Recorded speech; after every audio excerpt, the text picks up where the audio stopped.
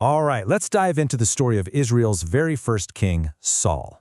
It's a classic, and it really drives home one powerful idea.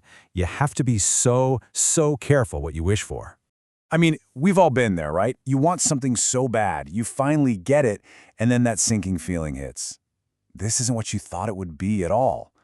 Well, believe it or not, that exact feeling is right at the heart of this ancient story about a whole nation and the king they absolutely had to have.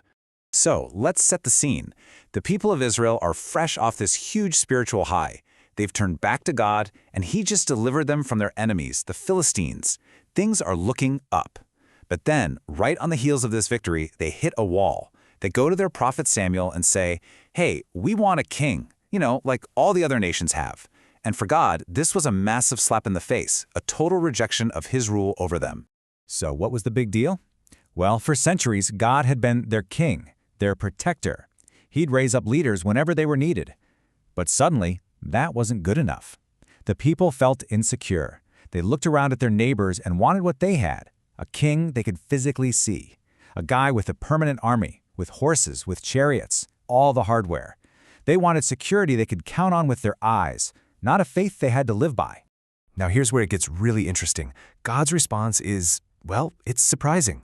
He tells Samuel, okay, fine, give them what they want.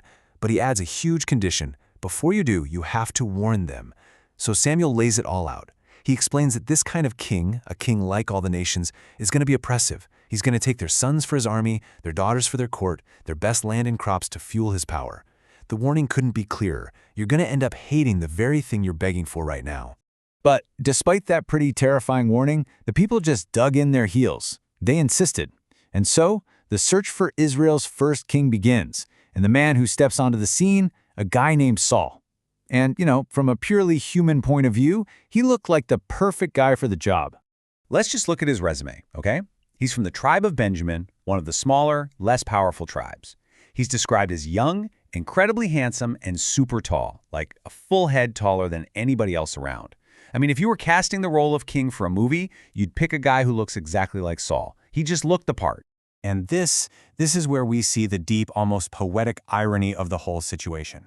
Saul's name in Hebrew is Shaul, and it comes directly from the word sha'al, which means to ask. The people asked for a king, and God gave them a man literally named the asked-for one. His name itself was a constant, living, breathing reminder of their sin. So how does this perfect-looking candidate even get discovered? Not through some big royal pageant or a national search. No, it all starts with a completely ordinary, even kind of silly task. Saul's dad loses some donkeys and sends him out to go find them. It seems totally random, but this is God moving behind the scenes, using this mundane chore to lead Saul on a path that will end right at the feet of the prophet Samuel. But here's the thing. While Saul looks like a king on the outside, this little journey to find some lost donkeys starts to reveal some pretty serious cracks in his character. That impressive exterior is hiding a deeply flawed interior. You can just see the red flags popping up.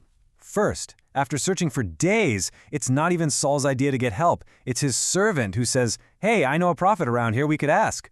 Saul seems completely spiritually out of the loop.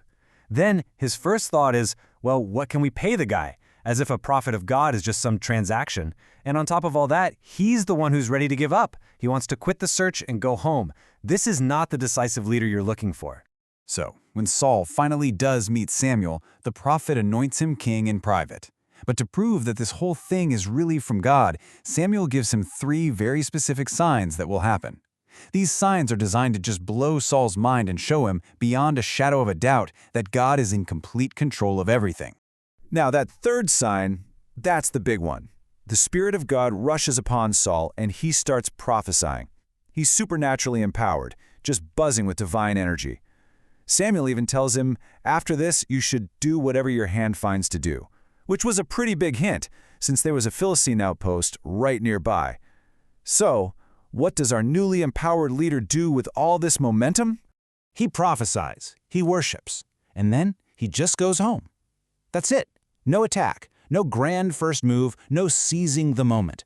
He gets this incredible divine power-up and then completely fails to act on it. It's just a stunning anticlimax that shows he'd rather go through the religious motions than take obedient, decisive action. Okay, so the private anointing was a bit of a letdown. But now it's time for the big public reveal. Samuel gathers all the tribes of Israel together. This is it, the coronation. The moment the people are finally going to meet the king they demanded. So they go through this process of casting lots to officially show who God has chosen. It narrows down from the tribes, to the clans, to the family, and finally it lands on Saul. He's the one. The nation is waiting with bated breath. There's just one tiny problem. Saul is nowhere to be found. I mean, they literally have to ask God, where is he?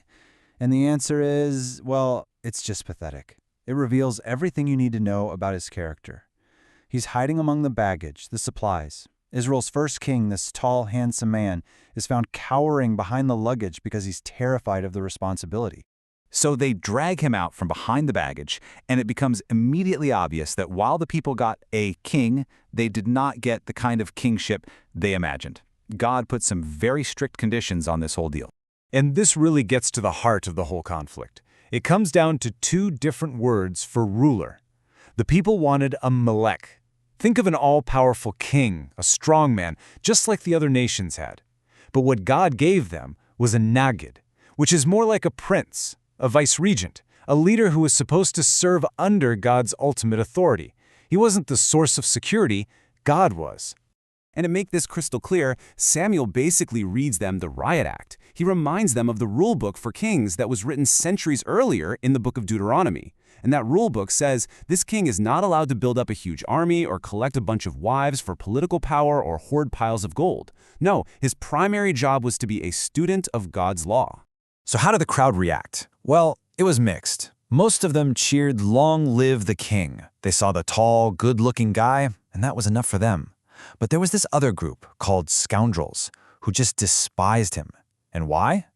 Well, they probably got the message.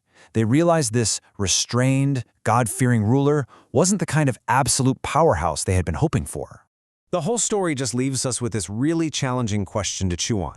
What happens when God gives you just a taste of what you foolishly want, maybe as a form of discipline?